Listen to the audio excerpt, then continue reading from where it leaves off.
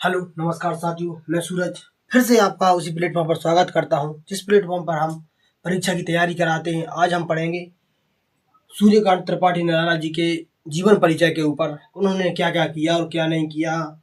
कि सूर्यकांत त्रिपाठी निराला जी छायावाद के प्रमुख कवि हैं, जो इन्होंने अपनी पढ़ाई में मैट्रिक तक पढ़ाई की है एवं इन्होंने जी छायावाद के प्रमुख कवि हैं। छायावाद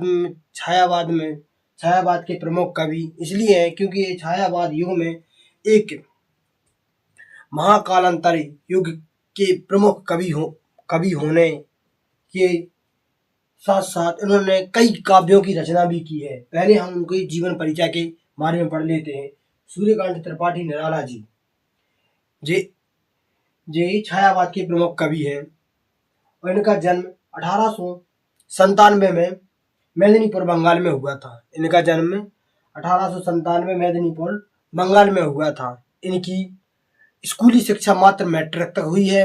इन्होंने अनेक भाषाओं का ज्ञान था। इनको इतनी भाषाओं का ज्ञान था कि मैट्रिक तक पढ़ाई करने के बावजूद भी सूर्यकांत त्रिपाठी निराला जी ने अपना अध्ययन रोका नहीं, क्योंकि उनको पता था कि मैं आज यहाँ रुक जाऊंगा तो मैं शून्य हो जाऊंगा।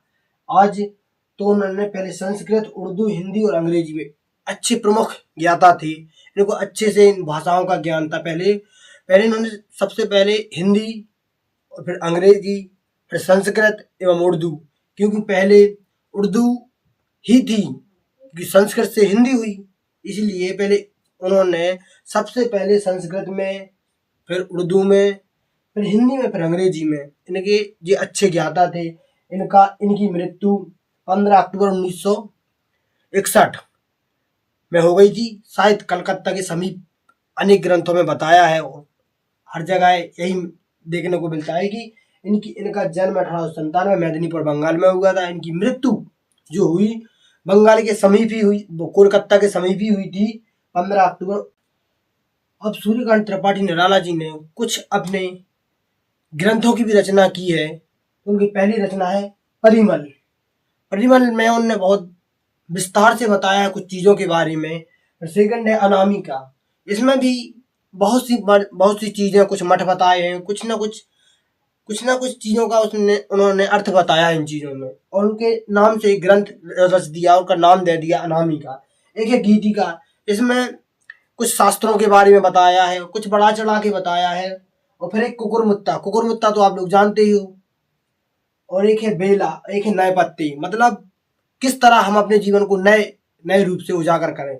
नए पत्ते, बेला, परिमल, अनामिका, गीतिका, कुकुरमुत्ता इनकी एक प्रमुख रचनाएं हैं। हम और आपको इन परीक्षाओं में यह पूछा जाता है कि सूर्यकांत त्रिपाठी निराला जी के जीवन परिचय के बारे में हमें कुछ समझाइए। तो उसमें हमें कुछ रचनाएं लिखनी पड़ती हैं और कुछ साहित्य में जीवन परिचय लिखना था, उनको क्या क्या ज्ञान था, क्या नहीं था। इसलिए हमें इन सब के बारे में अति एवं कला पक्ष के बारे में पढ़ते हैं। सूर्यकांत त्रिपाठी निराला जी को भाव पक्ष में प्रेम, सौंदर्य, भक्ति एवं रहस्य भावना के बारे में, यानी रहस्य वाली चीज़ों के बारे में और प्रकृति के बारे में लिखना बहुत पसंद था। इनका भाव थे, इनको बहुत अच्छा लगता था, बहुत भाव प्रतीत, यानी एक दूसरे के भाव जैसे समझ लेते हैं उसी प्रकार इनको भी रहस्यमय चीज़ों के बारे में पढ़ना या जानना बहुत शौक था। अब कला पक्ष, त्रिपाठी निराला जी को भाषा एवं छंद एवं अलंकारों के बारे में बहुत ज्ञान था, या कला बोलते हैं कि इनके बारे में, इनको लिखना या जानना या उत्सुकता होना इनके लिए बहुत लोकप्रिय थे। सूर्यकांत त्रिपाठी निराला जी छायावाद के प्रमुख कवि रहे हैं, इसलिए आधुनिक कवियों में प्रमुख स्थान प्राप्त करते हैं। यह एक मुक्तज छंद भी है। मुक्तज के जनक तथा साहित्य हिंदी कविता में नई दिशा प्रदान करने वाली प्रमुख कवि भी रहे हैं।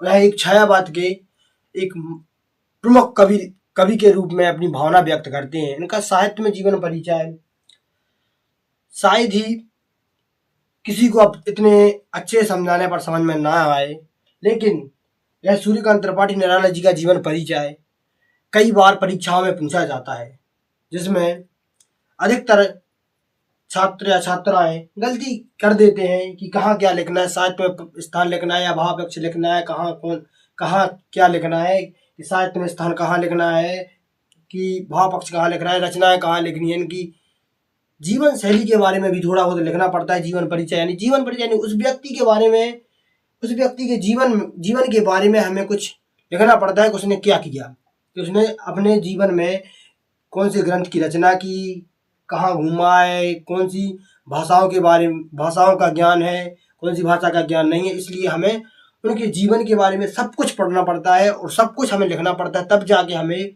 नंबर प्राप्त होते हैं। धन्यवाद। इस वीडियो को ज़्यादा से ज़्यादा लोगों तक शेयर करें, फॉलो करें।